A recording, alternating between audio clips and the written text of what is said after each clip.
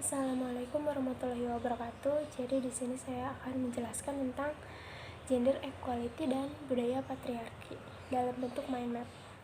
Pertama-tama saya akan menjelaskan tentang gender equality. Gender equality atau kesetaraan gender terdapat di dalam SDGs. Nah, singkatan SDGs itu sendiri adalah Sustainable Development Goals atau tujuan pembangunan berkelanjutan. Nah, di gender equality-nya sendiri artinya pandangan bahwa semua orang harus menerima perlakuan yang setara dan tidak didiskriminasi berdasarkan identitas gender mereka yang bersifat kodrati. Maksudnya identitas gender di sini adalah laki-laki dan perempuan, yang mana itu bersifat kodrati dan memiliki peran dan haknya masing-masing. Apa sih tujuan kesetaraan gender? Nah, yang pertama ada mengakhiri segala bentuk diskriminasi seperti terhadap semua perempuan dan anak perempuan, juga kepada laki-laki. Tapi lebih banyak korban diskriminasi itu perempuan. Yang kedua ada tujuannya adalah menghapuskan segala bentuk kekerasan terhadap perempuan dan anak perempuan yang pasti, dan pada ruang publik maupun privat, termasuk perdagangan trafficking seperti seksual dan bentuk eksploitasi lainnya. Yang ketiga ada menghapuskan semua praktek-praktek yang membahayakan seperti perkawinan anak dini dan paksa dan sunat pada perempuan. Tujuan yang keempat adalah menyadari dan menghargai pelayanan dan pekerjaan seperti pekerja domestik yang tidak dibayar melalui penyediaan pelayanan publik, kebijakan perlindungan infrastruktur dan sosial, serta mendorong adanya tanggung jawab bersama di dalam rumah tangga dan keluarga yang pantas secara nasional. Dan yang kelima ada memastikan bahwa semua perempuan dapat berpartisipasi penuh dalam kehidupan berpolitik, sosial, dan ekonomi.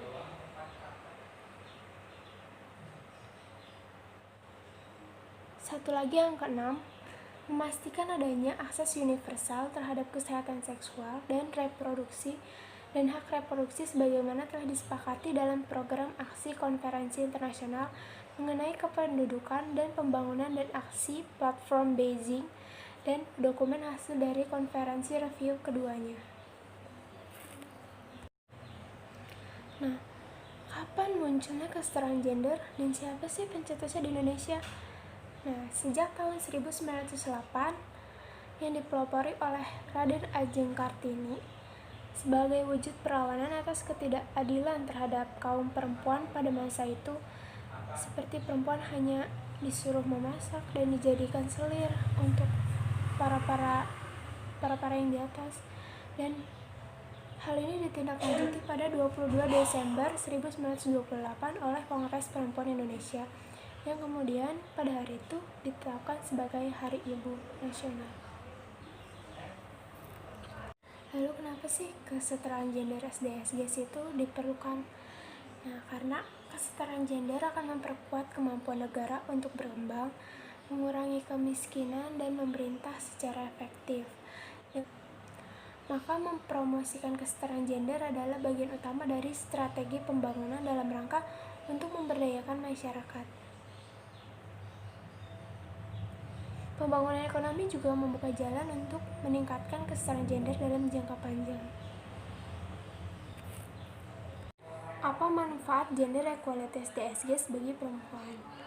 Nah, perempuan bisa memanfaatkan sebagai alat tagih kepada pemerintah untuk memenuhi hak-hak perempuan, mewujudkan kesetaraan dan keadilan gender, serta memperkuat pengarus utama gender dalam pembangunan. Lalu, bagaimana sih upaya mencapai kesetaraan gender? Nah, mengakhiri semua diskriminasi terhadap perempuan dan anak perempuan, meningkatkan pelayanan umum dan kebijakan publik yang lebih pro terhadap perempuan, pengarus utama gender, dan lain-lain, dan yang seperti ada di tujuan.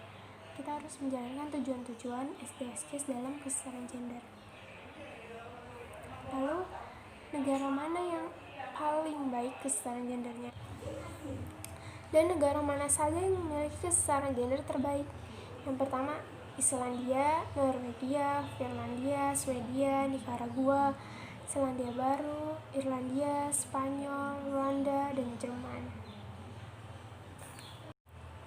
Baik, mind map untuk gender equality saya rasa itu saja, dan kita lanjut ke budaya patriarki.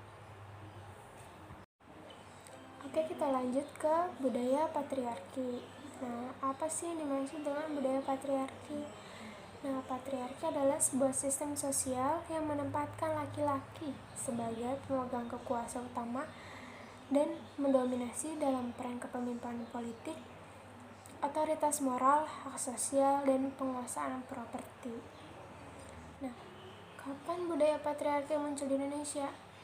Patriarki sendiri muncul ketika era penjajahan Belanda. Perempuan menjadi objek penindasan yang paling menyiksa lahir batin, dan hanya laki-laki yang boleh meneruskan pendidikan, tapi tidak dengan perempuan, karena perempuan yang pasti ujungnya akan dapur, sumur, kasur, dan hanya mengurusi laki-laki saja. Nah, kira-kira di mana saja budaya patriarki berada? Nah, sampai saat ini budaya patriarki masih langgeng berkembang di tatanan masyarakat Indonesia. Budaya ini dapat ditentukan dalam berbagai aspek dan ruang lingkup, seperti ekonomi, pendidikan, politik, hingga hukum sekalipun. Siapa yang terdampak negatif budaya ini? Yang pasti perempuan, karena patriarki menjadikan laki-laki memiliki hak istimewa terhadap perempuan. Atas dasar hak istimewa tersebut yang dimiliki laki-laki, mereka juga merasa hak untuk mengeksploitasi tubuh wanita. Selanjutnya, bagaimana pandangan Islam terhadap budaya patriarki? Budaya patriarki sama sekali tidak sesuai dengan ajaran Islam. Justru budaya inilah yang dikoreksi Islam. Kedatangan Islam ke tanah Arab pada saat itu merupakan sebuah upaya untuk mengoreksi budaya patriarki di Arab, karena Islam sangat-sangat memuliakan laki-laki dan perempuan. Dan yang terakhir, kenapa sih budaya patriarki? Kenapa budaya patriarki masih ada di Indonesia? Nah, yang pertama, kerja patriarkis sudah berlangsung sejak manusia belum mengenal tulisan dan masih berburu, seperti pada zaman dulu, sebelum ada teknologi dan lain-lain. Dan yang kedua, ada orang tua secara tidak langsung mewariskan budaya ini, seperti kayak warna baju yang boleh pakai baju rapi ya hanya perempuan, dan laki-laki hanya warna-warna yang gelap, dan yang cerah-cerah hanya untuk perempuan. Dan boneka hanya untuk perempuan. Dan yang ketiga, iklim kapitalisme juga ikut melanggengkan patriarki. Dan yang terakhir, ada tak sedikit mengatasnamakan aturan budaya dan agama untuk menjunjung patriarki. Nah, mungkin sampai di sini aja saya menjelaskan tentang gender equality dan budaya patriarki. Kurang lebihnya mohon maaf. Wassalamualaikum warahmatullahi wabarakatuh.